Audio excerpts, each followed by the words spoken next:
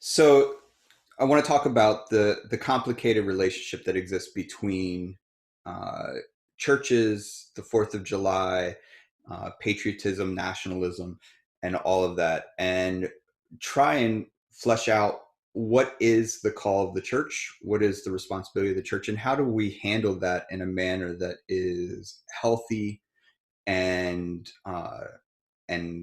good. Um, so first of all, I just want to kind of before I start giving some of my ideas and thoughts, what are some of the experiences that you've had of that that are either good, icky, positive, not positive, or just something you've observed about that mixture of Fourth of July and patriotism in the church?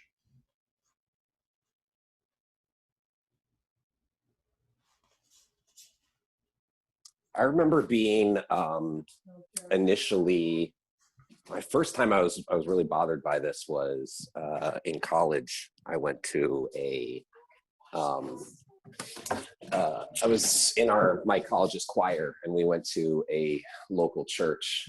Um, and this was 2006, so we were, in a, you know, I guess we still are in wars in the Middle East. Sure. And um, this was one of those churches that has the American flag on the stage, as well as the Christian flag on the other side. Sure. And there was a point before the sermon where, the pastor had, a couple moms stand up who were mothers of soldiers who Sure. had recently been shipped over. And the whole prayer and moment was, instead of being centered around, Christ and around the message of the gospel and what our responsibility was as, missionaries of the gospel, it was all about, God protect these boys for, fighting for America. Mm, And it was very, for lack of a better word, patriotic, sure. um, but not at all focused on Christ and the idea of like that these people in this other country are also, souls in need of, Right. the love of And, God. It's just like, give this man strength to be, the warrior of America right. kind of stuff. And that just, I remember sitting there and it just really kind of breaking me a little Yep. as far as, my relationship to the church and the church's relationship to the state. Yeah. Thank you. Anybody else? Well, I definitely, the church I grew up in was one, like Andrew said, that had uh, the American flag at one side of the chancel and a Christian flag at the other side. Um, and of course, if it was Memorial Day or Fourth of July, then the music we sang, the hymns we sang were, um, you know, either patriotic, my country tis of thee, or semi-militaristic, um, but uh, there's this one hymn. Shannon will have to remind me of the words, but uh, the one that's to the tune by Sibelius, I think. Yeah. So, but it basically is like, this is my country, and it starts describing the, you know, all the goodness of the country, but then it says, but there are other countries um, that that God is, basically it goes through and it kind of starts out saying this is my country, but then it says, but this is my song, that other countries are, um, are God's creation too, and so it kind of recognizes the the kind of the perspective and makes you shift your perspective. Right. It kind of reminds me of what's the the Disney song, underneath the same star, Mm. So because it kind of does that where From the right Bible goes back. right. So Awesome. Well, I'm glad that they acknowledged at least the other countries. well, we Chris. didn't sing that when I was growing up. This is a Oh, song I discovered that was like an antidote to those. oh, my bad. I missed that piece. Okay. Yeah, Chris Sanchez mentioned that they would do the Pledge of Allegiance. Anybody else have experience? I remember, Tana, you and I, we visited your mom's church one 4th of July weekend, and I forget exactly what it was, but like, oh, They were waving the flags. yeah, and didn't like a whole parade of little kids with American flags walk down and march around this? Yep. They were marching and they were waving their American flags, and they came in and marched around the sanctuary, which just struck me as Terrifying. creepy.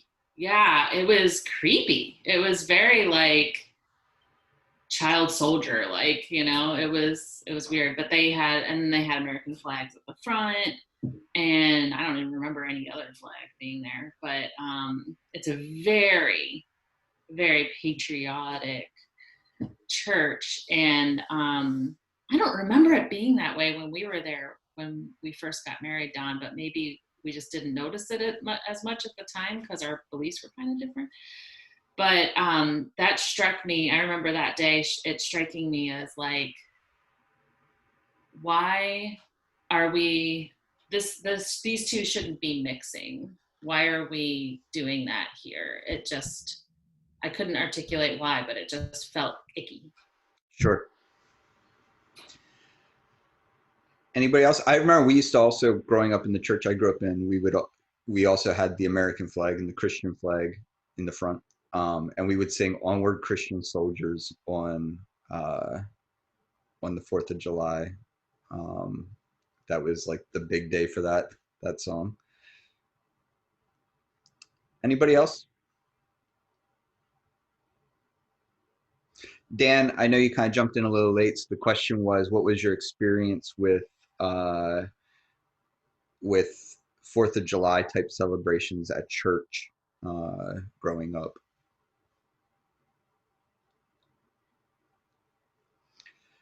So let me ask you this question now. What is wrong with that? Like, so people have expressed in some level that it made them uncomfortable. It felt wrong. Andrew, I think you gave a little bit more idea of why you felt it was wrong, because it missed out on the other people in the world and such. But what is wrong with this idea of mixing the celebration of America with church?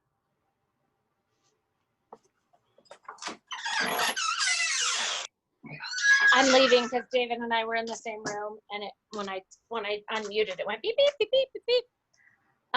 So I don't know I was gonna answer the last question. So because my experience is a little bit different, and so it kind of might speak to the next question also, but it also might push back on it a little. That's fine. So I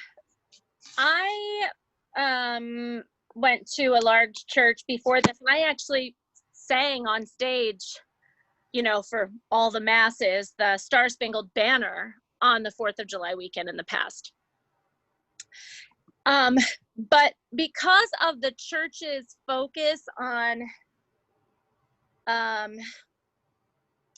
talking about current events or what what was going on in the culture currently and how then they would fit that into their narrative of the Bible. Right. Which I think is similar but different to what we do at Dust. So I could talk about that for a really long time. But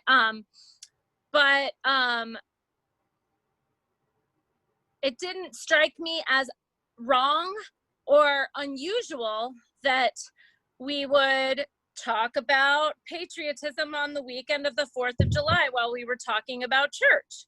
Because every weekend at church, we might say, like, you know, like, not only why is the Bible relevant in your life, which is valid, right? Why is the Bible relevant in my life?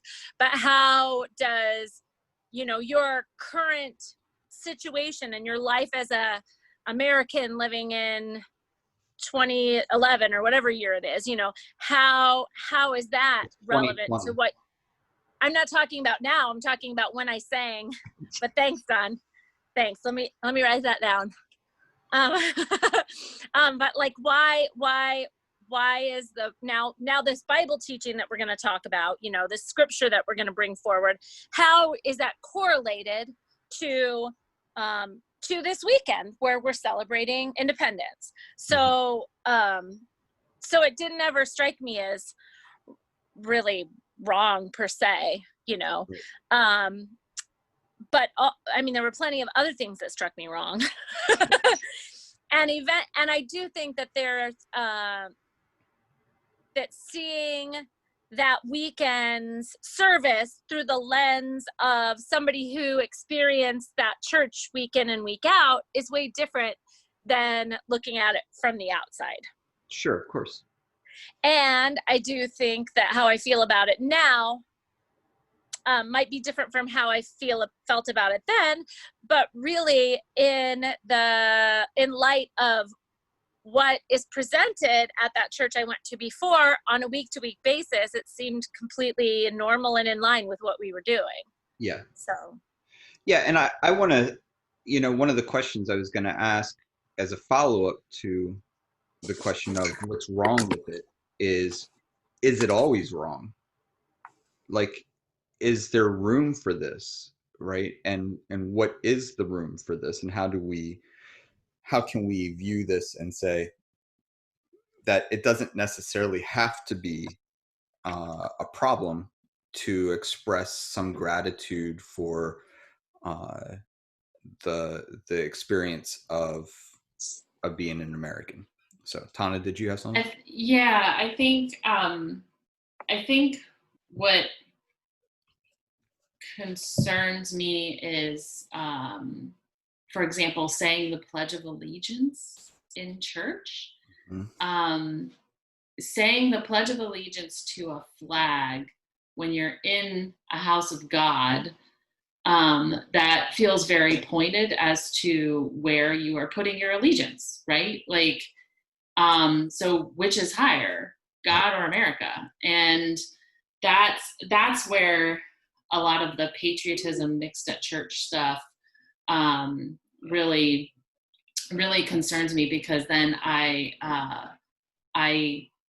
question, well, like I said, where the true allegiance is. And I think what we see in scripture time and time again is standing up against empire. And when you're inviting empire into the church, that's a very, very problematic situation.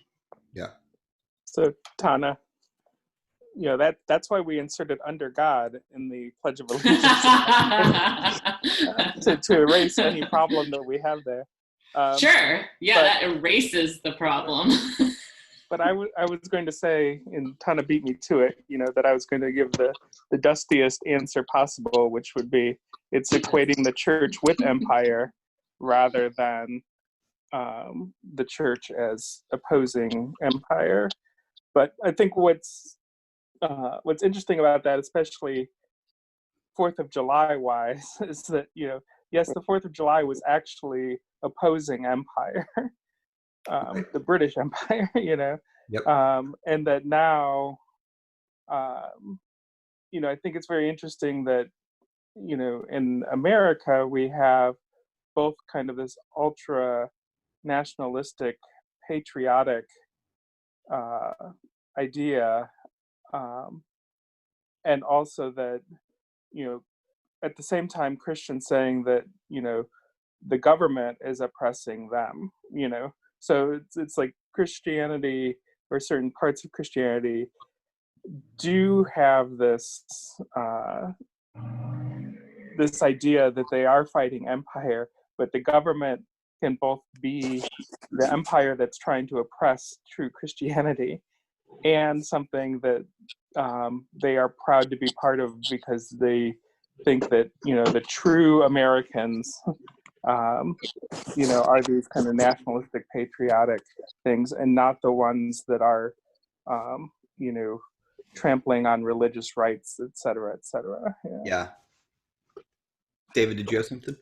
I was just going to say that prompted a thought for me, and obviously I recognize the irony of standing in front of, or sitting in front of, my U.S. Navy and American flag in the background, but I don't think there's irony in that. I think, our topic being, the convergence of church and state and how those should be separated. I think, the interesting thing to me is, or maybe it's the thing that perplexes me, is that, what Wade was saying is, or at least what I heard him say, I'm qualifying it, but that, we had, our founding was in, in fight against empire, and then we became the empire that we were waging against. I wonder, like, not that this would happen, but let's say Dust is immensely successful and then we become the empire. Not that this will happen, but I know that sounds absurd, but I think, it seems like there's a cyclical nature to these things, and what is our responsibility, and how do we I don't know, fight against that, or establish tenets that will not lead to that becoming the story of of the anti movement. I'm not sure. That's probably not a fully thought out idea, but well, I think Paulo Freire kind of talks about the language of the oppressed, and how we need to, the danger becomes that the oppressed then become the oppressor, and so I think that there is some of that. Yeah, Tally. I think I might have been thinking something similar to David at the same time, which rarely happens. But I was thinking when Wade was talking also, like, because he was trying to give, or he wasn't trying to give, it just happened, I think, that he was giving the dustiest answer. And I think about, we use the term empire, and right now that would be ascribed to our government. Mm-hmm. Is there room for government to behave in such a way that it can't be labeled empire any longer, because it's not anything that we need to fight against? Like, at what point is it, is it possible for there to be a government that serves its people so well that it wouldn't, we wouldn't have any need to come up against it? We wouldn't have any need for it to be like, it wouldn't be empire anymore. Empire would be something else. Right. It's hard to believe that there's never going to be a group of people that take advantage of their stature. Right. But maybe it wouldn't be our national government. Sure. That's fun to think of. That's exciting, right? So let me, real quick, Wade, before you jump in, Tessa, welcome. And just, our conversation right now, what we're doing, and Tessa and guest, who I'm guessing is not named Tessa as well. What we're talking about is what has been our experience of the 4th of July and church, and is it always necessarily bad? Can it be healthy? And what is the critique we have of that? And so just to kind of catch you guys up so you're not wondering what we're talking about. But so welcome. Thank you. Yep. And Doc said you can't have peace with a weapon in your hand. I think that's a really important statement. So Wade, go for it, man. Well, when David was asking, well, what's to prevent a group from going from opposing empire to becoming empire? And it just, it made me think of all of the times in the Bible where the Jews are saying, remember, you were slaves in Egypt, and so just again and again, a reminder, so so Passover fear, remember when you were slaves in Egypt. And so always reminding them, and especially when it's talking about others. So it's just like, when they talk about the alien amongst you, they say, well, remember when you were the alien amongst them. So that's kind of what I see, David, is kind of what helps inoculate you from becoming empire, is to remember always where you came from. Right. Yeah. So let me ask you this. How easy is it for us, and what is the value of the church critiquing empire, right? Critiquing the danger of exclusion, the danger of letting people left out, marginalizing people, canceling people. That happens in empire, right? Because empire needs a certain status, a certain group of people in order to be quote unquote successful or remain in power. And the church represents something that is insistent upon removing the margins, addressing and caring for people in the margins. Should be, though is not, unfortunately, about inclusion and making sure that everyone is welcome to the table, and that everyone has access. And this becomes a very important piece, that when we then drape the cross in an American flag, we are sending a message that kind of is mixing that picture, right? And here's where I find it personally complicated. I'm happy that I am happy that I am an American. I have moments where I'm really disappointed with decisions we make, and I'm really disappointed with altercations and conflicts that we create around the world, and some of our exceptionalism that exists, and our inability to genuinely critique our behavior and our privilege. That bothers me. But overall, I'm grateful that I was born here. I'm grateful that I'm American. So I don't have a problem with the flag. What I have a problem with is confusing the characteristics and the history of America with the idealism that goes along with a healthy and beautiful theology, right? That's where I struggle. That I can't conflate the history of America with godliness, because we haven't been godly. In fact, just looking at the 4th of July is a clear indication, right? The 4th of July is not the independence of all Americans. It's the independence of white Americans. We have Juneteenth because not all of America was free on July 4th, 1776. And Juneteenth doesn't come until way after that, right? The final emancipation in Texas doesn't even come until many, several generations.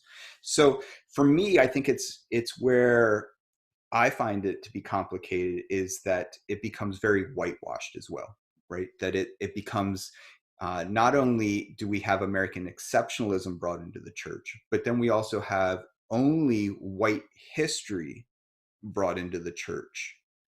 And I think that is another danger that is added. Any thoughts about that?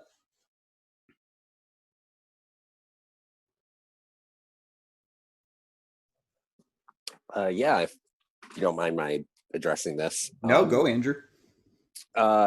Three things. One of them goes back to what we were talking about before, about how, we became empire after being the rebels, except we never really were the rebels. We just fought for we fought for the ability of other powerful white men, landowners, to become empire and to make their own empire.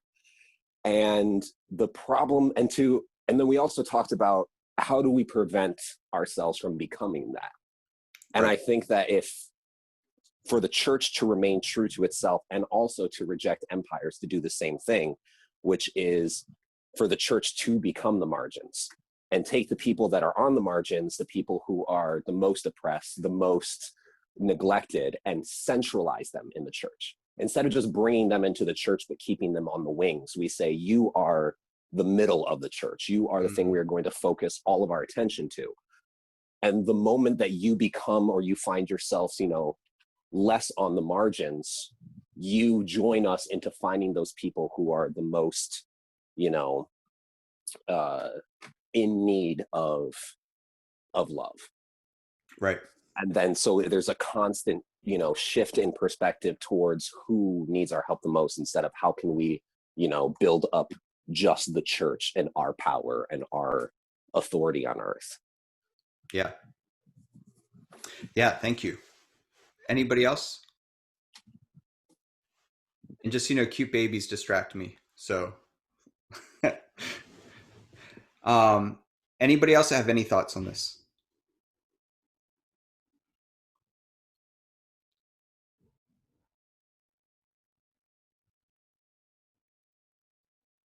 So, how many of you have heard the wonderful quote from Scripture, from Romans, that says, "Let everyone be subject to the governing authorities, for there is no authority except that which God has established.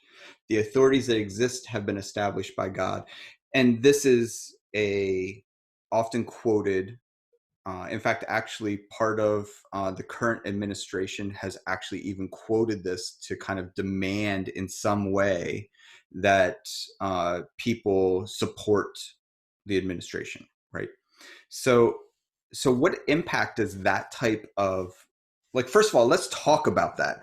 So this is in a letter written to the Romans by Paul. So Paul is a Jewish man who holds dual citizenship, both with Israel as well as with Rome. He is writing a letter to the churches in Rome to discuss his plans for traveling around the world, as was known then, sharing the good news, so to speak. And he's addressing this to the churches in Rome. When we understand it in context, now remember, Israel is oppressed by Rome. They're not living as a free nation next to Rome. Rome controls them. Rome just lynched, as we talked about the other week, just lynched Jesus, basically. And so here's Paul now saying, let everyone be subject to the governing authorities. What could Paul possibly be saying there? Any thoughts? I definitely have some thoughts about Paul, and Chris knows them, but I don't know if this is the time to discuss that. Well, first of all, I have some thoughts about Paul as well. But Andrew, how could you read this in a manner that actually reflects Paul's situation instead of reading it today as a political point to be made? And this is where I think the danger of conflating Christianity and patriotism comes in, is because when we conflate the two, we then read the Bible through the lens of patriotism instead of critique patriotism through the lens of Christianity. And that's if you're asking it that way, then I think what Paul is saying is, if you're living in these countries and you are oppressed and you are, this religious and racial minority, then you should follow the laws, because if you just go against the state, you could get you and all of your friends killed. the difference with that and the Christians of today is we are not a religious and racial minority as white Christians. We are the people that have, generally speaking, the most power. So the obedience to the state is not something that Paul is saying to keep us alive. Right. Excellent. Any other thoughts? Anybody else have any insight into that or ideas? That was about an interesting observation, Andy. Yeah, I think that, I think Andy's spot on. Lee, did you have some? Yeah, I mean, something I think is interesting in Paul saying that, and especially with what Andrew said, is that at that time it was illegal to be Christians, right, or Jews, or and to hold to their religious beliefs was to go against authority. So how is that seems contradictory to me. Yeah. So how would you read it?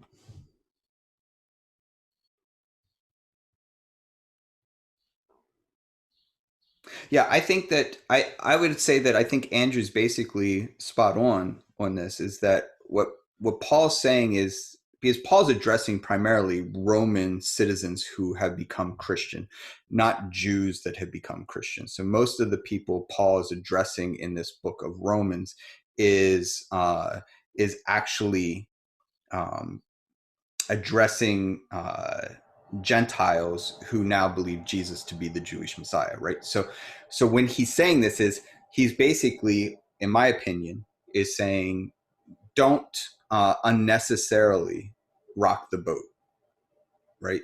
And I want to put a fine point on the unnecessarily piece, right? Because there are things that we need to necessarily do to address the world, right? Address government, address whatever. But I think that there is a piece to this that is important for us to recognize, that Paul is saying, you're in danger just by being associated with this group. And in your danger, you need to not go out of your way welcoming these problems. So I think when we read it today, it's not a command to us to be subject to any one administration. Instead, it's an address to us that to be reminded that, there's a long list, like being black while jogging, being black while grilling, being black while sleeping, being black while whatever, that those things that aren't even against the law, aren't even breaking the law, put people in our culture, in our world, in danger, that are racial minorities or sexual minorities, whatever it might be. Just look at the trans community and the deaths that they often face for no reason at all. And so this is more along the lines of what Andrew was saying, is that you're already at risk just by being associated. So you need to be careful. And we should reject this as a notion that as the church, we are called to never disagree with, or never fight against, or never oppose the government. Does that make sense?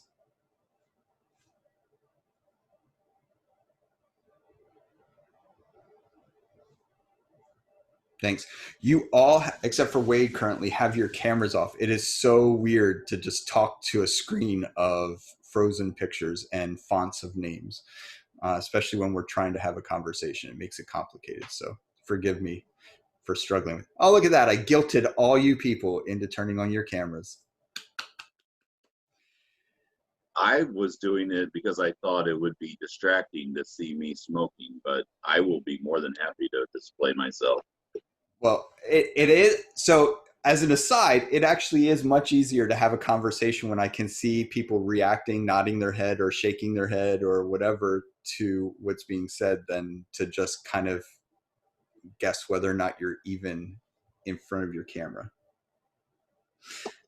I mean, we're engaged, Don. It should be pretty encouraging that we all snapped our camera right on, so you know that we were paying attention. That's right. I would, but I'm chasing this guy around the house right now. Oh no, you're fine. That was not meant for everyone to. It's just that nobody had their camera on, and it was like, is anyone even here?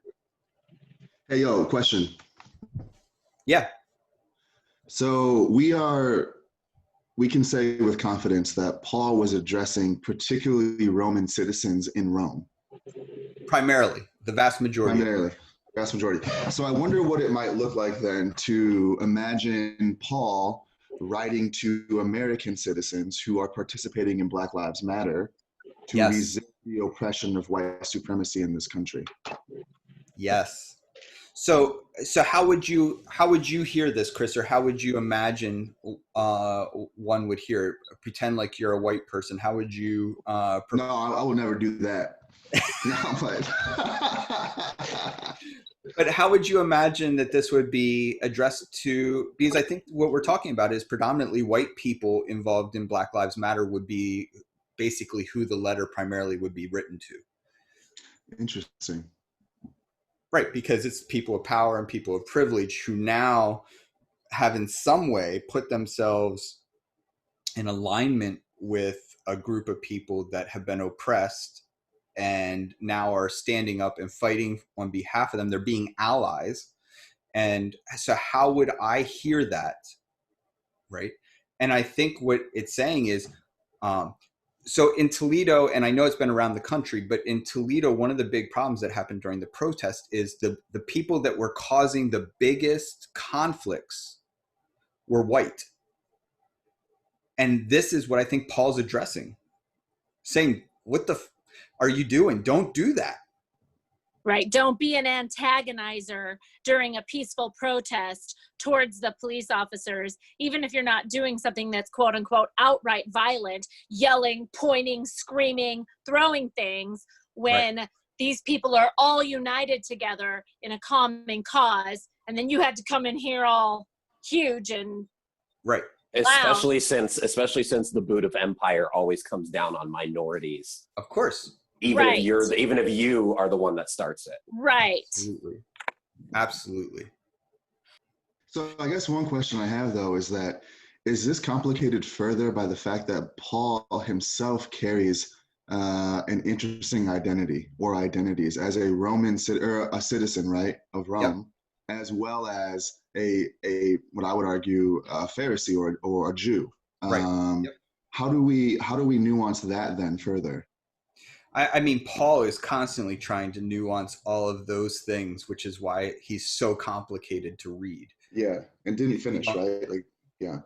Yeah, because we don't necessarily take the time to audit his audience or audit his own identity when he is speaking. And so because of that, and unfortunately in the US, we tend to read Paul as a white male addressing white people and giving white theology.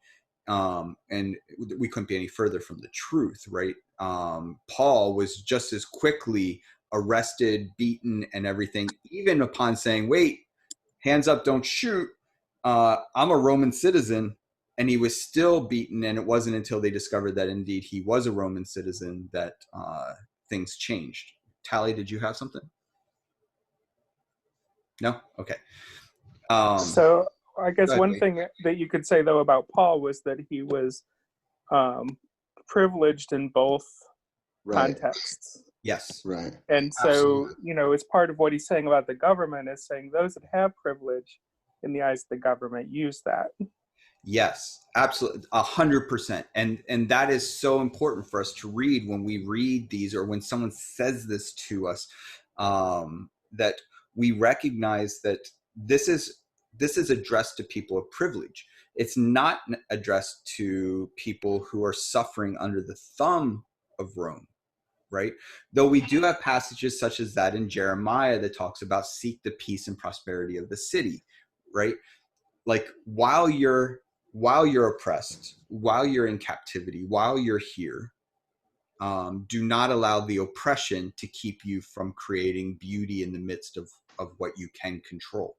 And so that would be more of a discussion with those who are actually oppressed, where Rome are Romans when Paul's saying it is actually addressing people with privilege or more privilege, right? So is that all making sense?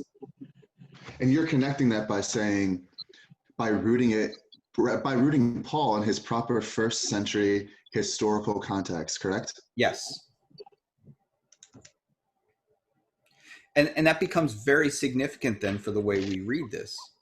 That as a privileged white male in the US, I should be living in such a manner as to not instigate violence towards the very people that I'm identifying with.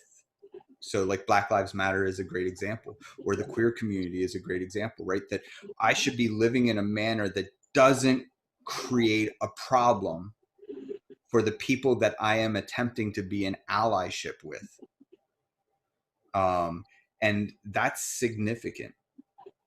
And I think anyone who has striven to be an ally can recognize the fine line that you have to walk in order to not be a harm to the very people that you are trying to establish allyship with. And I think the people that you're attempting to establish allyship are fearful that you're going to actually bring more harm than good. And so they're suspicious of you, as they should be, because if you don't behave well within that setting, you're actually going to bring more injustice, not less. Is that all making sense?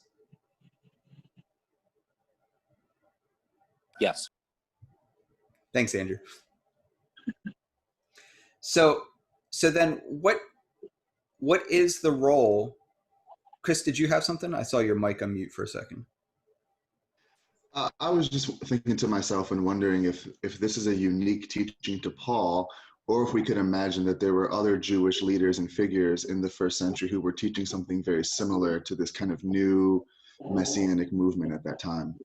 Because this would have been a huge question, not just like for Paul to be addressing, right? But quite a few folks in that time. Yeah. Well, I see, this is where I think it gets particularly complicated and nuanced, but fascinating to me at least, is that the Pharisees, Sadducees, the Sanhedrin within Judaism at that time would have been saying something very similar, but with completely different intentions, right? Their thing would kind of be like, if you don't want to get shot, don't break the law, right? That would be That's interesting. So their argument is obey Rome, follow Rome's laws, and if you don't, well, then it's on you if something goes wrong. Because they themselves, at that time, and I'm not saying this in a disparaging way to Judaism, as all of you that know me well know I wouldn't do, that in that setting, they were actually trying to maintain their power by being bedfellows with Rome, as opposed to opposing Rome in the way that this subversive Jesus movement was really actively pursuing. And now that Paul is participating in. So what's fascinating to me is that the Sanhedrin, or the Jewish leaders, would have been saying that to the oppressed, and Paul is saying this to the privileged.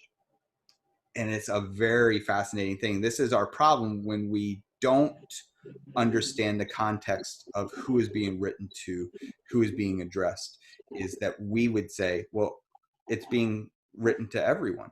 Well, no, the book of Romans, the letter to the Romans, was literally written to the Romans, not to those in Corinth, not to those in Ephesus. It was literally written to the Christians in Rome that were predominantly Roman converts to this Jewish movement of Christianity. Is that helpful to kind of begin to piece together? Like, so when Splicer, or I don't remember his name, that that he quoted this passage, Romans. Someone quoted this passage. It was like last Father's Day or something. Quoted this passage about that the church is responsible to be obedient to the government. So then what is the role? Like, we are all, I believe everyone that's on right now are all Americans. What is the role of faith and Americans in church? Right. And so my question would be, though, would we not need to nuance that question to a particular audience, as Paul did in the book of Romans? Excellent. Perfect question. So how do we nuance that, and what is our takeaway? That's spot on, Chris.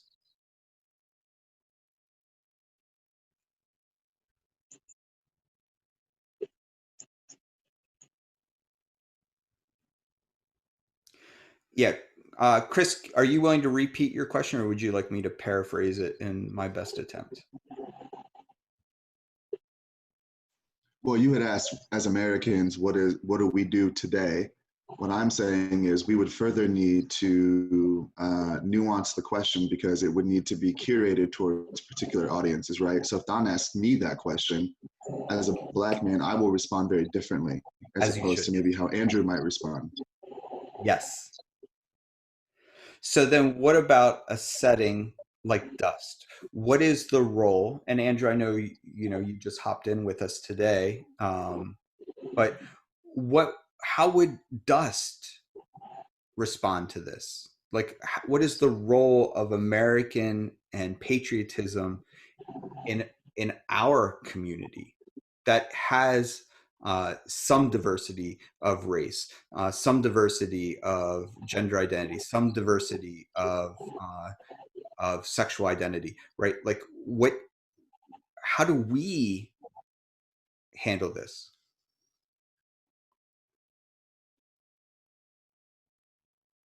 I mean, our community is made up of veterans. Our community is made up of socialists. Our community is made up of Veteran socialists. What's that? I said veteran socialists. Right. And so we have this conglomeration that exists in us that each one of us would give a very nuanced response to. But then what is the responsibility of our church and our community in expressing this? I understand not being, taking into context when things are written. But if for a moment you don't take context and you just think about the inception of our country without the context and the writings of the U.S. Constitution without context, I understand that's not always the right thing to do. But just go with me here for a moment. I think that you can take pride in the ideals that those founding fathers were striving for. I think that on paper, literally, it sounds good. So I think that there's some value in being able to, Christian or not, to be able to see that and go, that seems like a good idea for a country.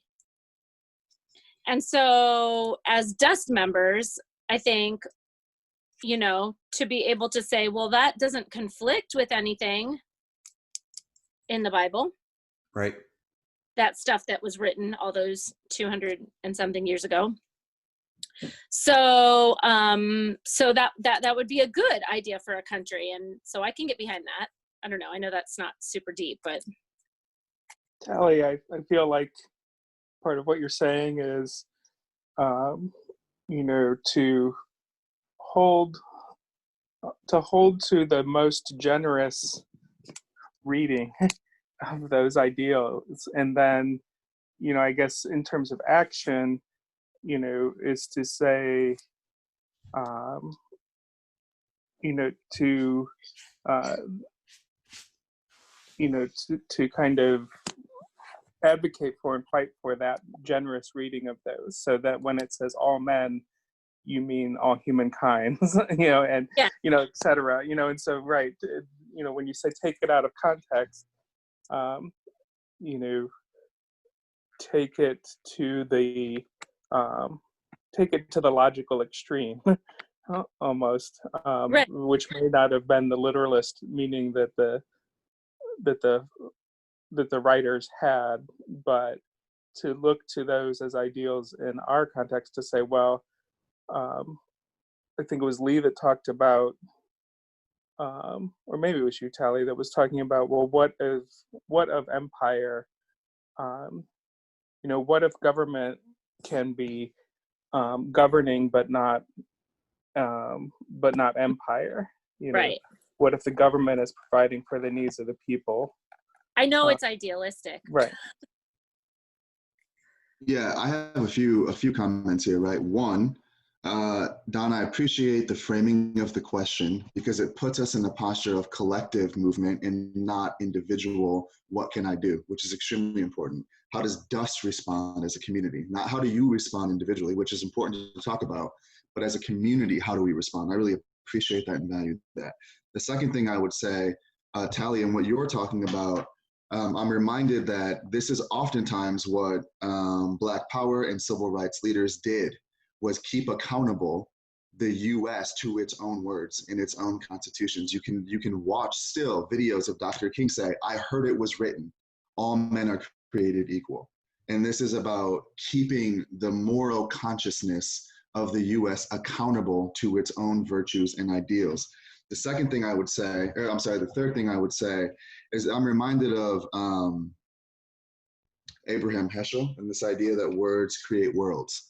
And I think when we keep empire accountable to its own words to serve the most privileged and affluent, to then have it also elevate the most vulnerable and marginalized, then I think we start to see justice. Then I think we start to see equity. Yeah, absolutely. So then, Chris, go ahead. Who is talking? Oh, Andrew? I have a question. Yeah, go for it. In your view, how should it be a priority for us as followers of Jesus to make our government more like Jesus? And if so, how much of our energy should we be putting into that? Yeah, I think that's a fantastic question, right? So my opinion, I'm assuming you were asking me that, Andrew, and other people are welcome to give their views as well, is that, for me, I don't believe that we should, I think voting our morals into office as the solution to unhealthy behavior is short-sighted, right? So to make our government more like Jesus, it's kind of like government in and of itself is not a human. It can't have morals. Now it can have ideals, and so this is really important for us, right? So I think that our job is to subvert the way our government functions by taking this way of living and functioning and treating other humans and making it the norm as best we can. And that through that, the people that rise up into positions of power in our country should have risen up through that ideal, through that lens, through that culture. And the church instead has decided to shortcut it. It reminds me a little bit of Jesus in the wilderness fasting, and the Satan is tempting Jesus to take shortcuts to declaring Jesus to be Messiah, right? Like, if you do these three things, then the world will recognize you as the Messiah. And Jesus recognizes that the impact of that would be less than a slow build of people coming in under these ideals, and it might be a government victory for Rome to see this person in some miraculous way be considered the Jewish Messiah, but it wouldn't change the world. It would just change the power structure in the world. And so I think the same thing's true for us, is that the more that we impact our circle of influence with the ideals of Christianity, with the morality that goes with being professors of faithfulness, that then transforms those people around us, and then those people transform, and then those people transform, and it's a snowball effect that in what would potentially happen would be that all the people that would rise to power or authority would come up through those means, and then our government would be transformed. But not because we made a conscientious decision to transform our government, but because we made a conscientious decision to love our neighbor. And I think but that takes a long time. And so we'd rather take the shortcut and vote our morals into office and force other people to obey our moral code than to actually live out the moral code in such an impactful way that people adapt it or adopt it because it's compelling. That feels very long-winded, and I hope it made sense.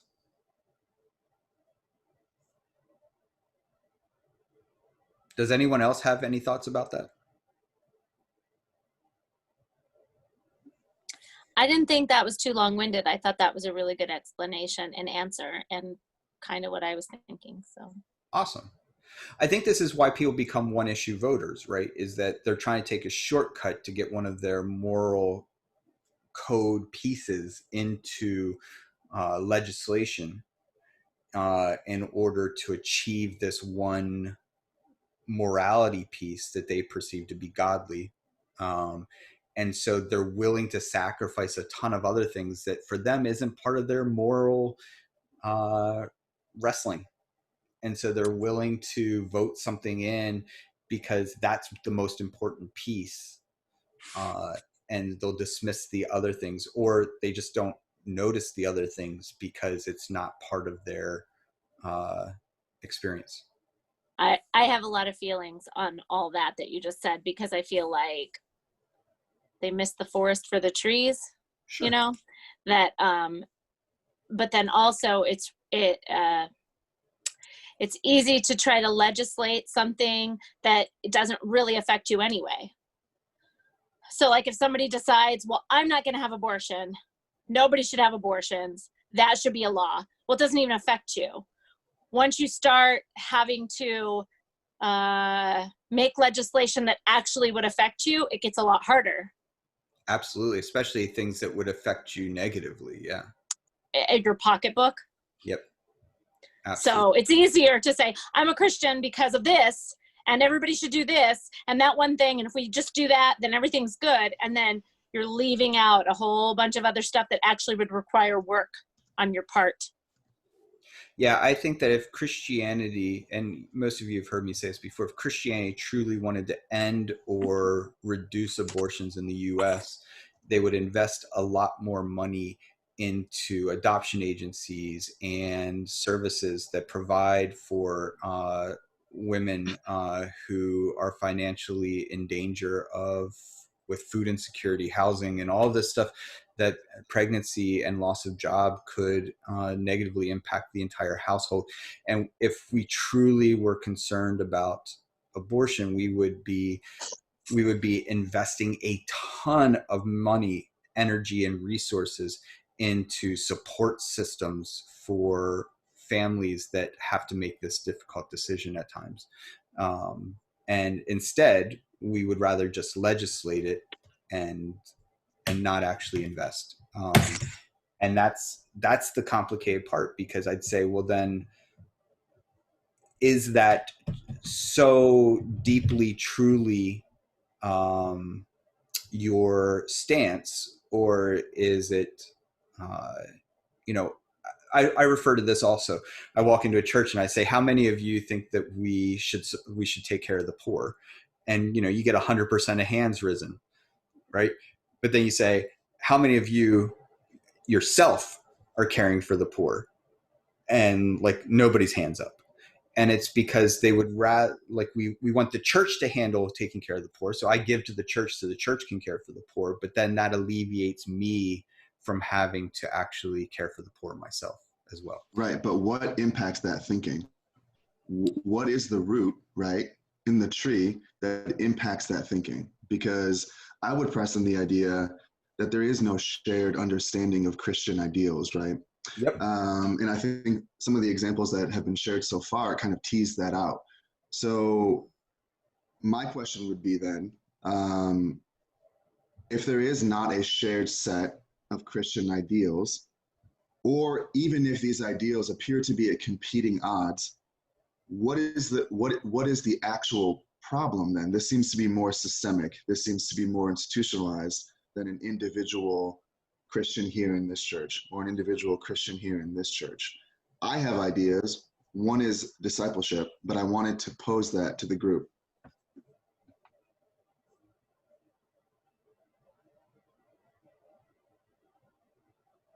I think it's a great question. What do you guys think?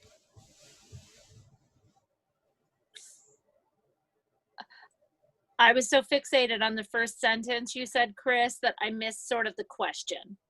The question so basically, I know you said there is no fixed set of Christian ideals. I Okay. think the question is that the problem seems to be systemic in the church, not individual. And so what is the system and what is the way that we address or fix that? So wait, what is it that we need to fix? Not that we all have the same set of ideals, right? Well, But that we have a shared understanding of the world. I'll let Chris, if you want to articulate that. I'm sorry, Tally, what is the direct question? I'm trying to understand what the question is or the problem to be solved, because you started out by saying we don't have a fixed set of Christian ideals, which I agree with. But I don't understand then what the problem is that need to be solved. Do we all, as the church, big C, everybody, every Christian, need to have the same set of ideals? So what's the question? Yeah, sure. My question is just if Christians are having a diversity of understanding about the text, which of course I welcome, right? I do think, however, there are fundamental virtues or principles that we find in Torah that would be important to together share in as we express our diversity and nuance and how we understand those traditions, right? So I think about justice. I think Wade just talked about adding the corners of the field to, like, what is it? To the bingo card set. But like, that's my question. What does the corner of the field look like for Christians? Even though we all agree, sort of allocating a piece of your corner of your field is good to do. How do we do that? And how do we get other people to understand that even opening up some of that land and some of that space for other is important? Thank you. And he suggested discipleship as being one of those pieces. Mm-hmm. Yeah, like I think that discipleship, or the seminary, for example, or pulpit space, I think that's what, if we really want to get to the root, I think that's where we need to start going. And I think the more we do that, this idea of giving folks the benefit of the doubt will become more alive and more experienced, because you'll start to see it. I'm not saying those have not seen it already, but you'll start to see like the insidious systemic nature of these kinds of teachings that have infiltrated the church, infiltrated seminaries, to where we're all walking around saying Jesus is white. When we think about the gospel, we're thinking about one thing only. And when we think about salvation, we're thinking about a personal salvation. I would argue that in the Torah and in Judaism, this is not what we find. And I'm wondering how we have gotten so far disconnected from the roots of the faith, to where even some of these just kind of basic human values have gotten lost. Yeah.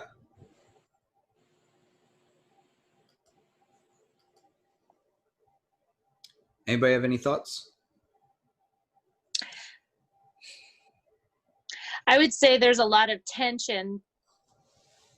I like to believe that that people are good, and I know that we're not taught that a lot in church. That we're taught that, you know, the sinful nature is what is most dominant as humans, and human nature would be a sinful nature. And I like to think that that's not true. I like to think that people want to do good and want to see good and want to see good in others. So this isn't my normal stance. What I'm about to say is what I'm getting at, Chris. But I feel like there is a human desire, need to look out for yourself and your own. And I think that a lot of times that you know, how we've gotten away from it is human desire to take care of ourselves and to take care of, you know, me and mine. And so unfortunately that gets abused when it happens generation after generation of people in power. I don't disagree that discipleship, you know, it's interesting because I think sometimes we're at a church like Dust. I mean, that's the church we're at. Not like, hey, actually I'm at Dust. And we hear a lot of the same things over and over. That's how Wade can say something like, to give a very dusty answer, you know, because we know what it might be. There's like, you know, a handful of things he might say that would fit into the narrative of what's coming to hear for us at Dust.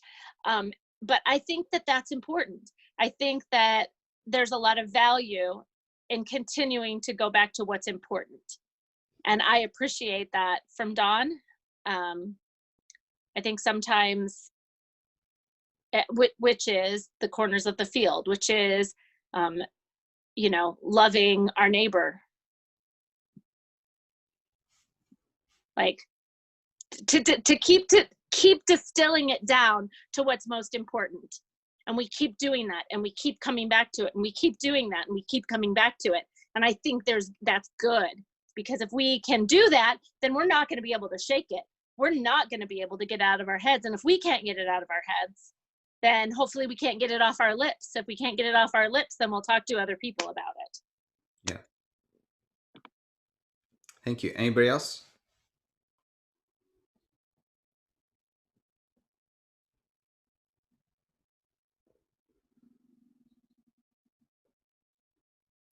So, Chris, I think you know my answer is absolutely discipleship, right? The church has really just given lip service to discipleship all these years and turned it into as I often say, a Tuesday night study for 6 weeks and then declared discipleship to be completed. And, you know, the importance of discipleship as I try to frame it is not to make everyone in agreement with me, but to help people to be able to understand why they believe what they believe. I don't think most Christians, unfortunately, can articulate why they believe the things they believe beyond saying, well, that's what I was just always taught, or that's what the Bible clearly says. And I say clearly somewhat facetiously, right? Because very few people are reading it in its original language. They're reading it in their preferred translation / interpretation. So I think that for me, I think the system of the church has depended too much on, and this is the great irony in my opinion, has depended too much on the cultural assumption that the United States is a Christian nation. And so it has allowed culture to shape, or government or politics to shape its Christian understanding. The irony of that is that when people that are labeled more progressive or what have you say that we should include more people, or more people's voices should be welcomed at the table, the Christian response has all of a sudden become, you're too influenced by the culture. But I think that up until very recently, and even including recently, the church has been so convinced that we're a Christian nation that it's allowed the general perception of the privileged and powerful of our country to dictate the understanding that we have of God, faith, and scripture. And that's a real danger, especially since that is a clearly corrupted contextual switch to what was going on when the text was written and who it was written by. So I think discipleship really, at the end of the day, becomes the thing that undermines white theology, that undermines the prevalent or the prevailing ideas of this conflation of patriotism and Christianity, that they're one and the same, and that if you truly love God, you'll love your country, or if you truly love your country, you'll love God. Either of those directions is really a complicated thing, and leaves us in a situation in which it demands, and this is a brilliant move by empire, and it's what Constantine did, right? Is that the more the government takes on the notion that it's Christian, guess what? It can't be done to it. It can't be critiqued, because it becomes an authority. It becomes the most powerful entity or expression of the faith. And then it doesn't leave room for people to critique it and to say it's unhealthy or it's imbalanced or it's not providing equity. And so the importance of the church is that we create the balance, we create the checks and balance for the government, that we say, no, as the church, we have these critiques of the way that government's behaving. We have these critiques of the way that society is assuming is healthy. And we need to keep that, enough of that separation, that we can both affirm and love the veterans in our midst and the current soldiers in our midst. And we can love and care for people who work in government in our midst, while at the same time being willing to critique them. David, do you remember when you asked me to be a part of your prayer team? And I said, I will be part of your prayer team, but I won't pray that you win. Yeah, like it was yesterday. Yeah. And I said, I'll pray that the right person is elected, but I won't pray that you win. I remember very well. And I think that that's a really important picture, right? I think that that's how we should be. That the right person fit for the position is the one who wins, and that we shouldn't be pitting it's like praying for your football team to win the game. What a silly idea, right? And we need to wrestle with that. And what does that mean as the church to pray for the government? What does it mean for the church to pray for our politicians? It's not pray for their victory. It's pray that we have lived and we have functioned and we have cultivated a world in which the people that have the best interests in mind of all people are the ones that represent the people to making laws and making decisions about the well-being of the folks. Yeah, David. And we need to wrap up or run late. Yeah, I think this is part of the difficulty I'm having with it's just in my mind, it's causing a lot of thoughts about, it's this either or type of situation. And I feel like, we're given just two options. So only one can be quote unquote right, or only one can, be in the role of leadership. And so it's complex for me, obviously, being part of that process in the past and in many ways still. I think, both choices are horrible. And I don't want to be the lesser of two evils, but I also, egotistically probably, or also just in the belief that I might be the better choice. I think, Mm-hmm. what if I can make some kind of difference that's positive? And Mm-hmm. yeah, these are all just kind of bubbling up in my head, but I think it seems to apply certainly in government, that based on the elected process, we end up having to choose And I, when you said you were just first considering, to actually vote, I thought, man, that's got to be tough to come from, a position of not ever wanting to choose between two evils and then feeling compelled then to make a choice. Yep. It's it's a difficult thing to struggle with if we really truly think about it. Well, and I think this is where the church has done a great disservice, is that we've really bought into this concept that of path of least resistance, right? In so many ways, that we've made Christianity so simple that you can fit it on a bumper sticker. We've made discussions of salvation and faith about saying a prayer, a single prayer. We've done so much to oversimplify the extraordinarily complicated and nuanced expression of faith's subversiveness and critique. And like, I hope that when people walk away from Dust, they realize this is way more complicated than I ever thought it was.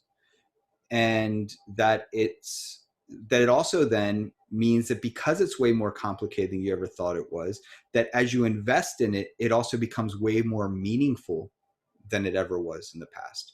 It's way more impactful in every aspect of your life. It's way more impactful in every thought and every decision that you make. That all of that nuance, all of that complication now becomes so much that I begin to understand why it says the prophet's bones began to burst, because of how deeply this becomes a part of who I am in the complication. Whereas the simplicity, I can then just live with a Christian t-shirt with a slogan on it and be content. I'm not there anymore. I can't be content by having a fish symbol on the back of my car and that being enough.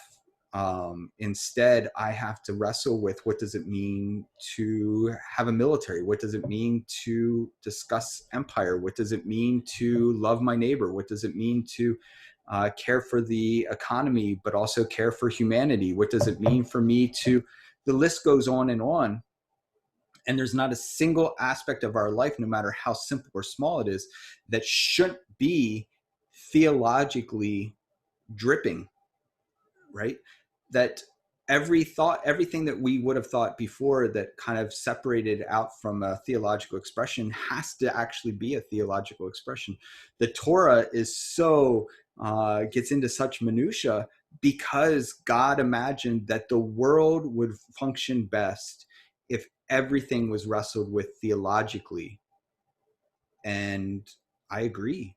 But that's not easy, and it's not simple, and it's not a slogan, which is why today's discussion, even though we don't necessarily come to any conclusion, it really is important for us to have to say, what is the problem with having the American flag draped over the cross? What is the problem with loving our country? Is there a problem with those things?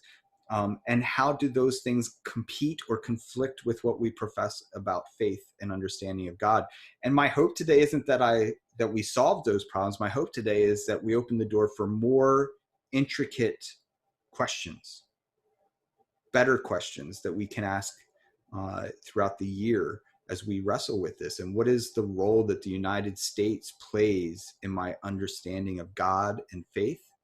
And what is the understanding of the United States through my view of God and faith? And how do we reconcile those things, or do we reconcile them? And what is the meaning then of how we live? So any last thoughts from anyone? Because if not, I'm going to pray and we'll do prayer requests. We are running a bit late. Any last minute thoughts? All right. Well, let me pray over us.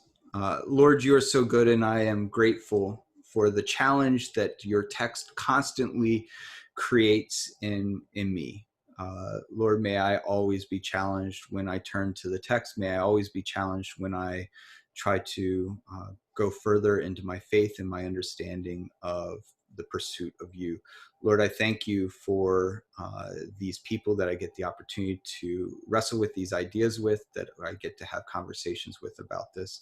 Lord, may we be a church that is willing to critique the nation we live in because we love the nation we live in. May we be a people that are willing to critique the systems that are oppressive because we think that systems could be about freedom.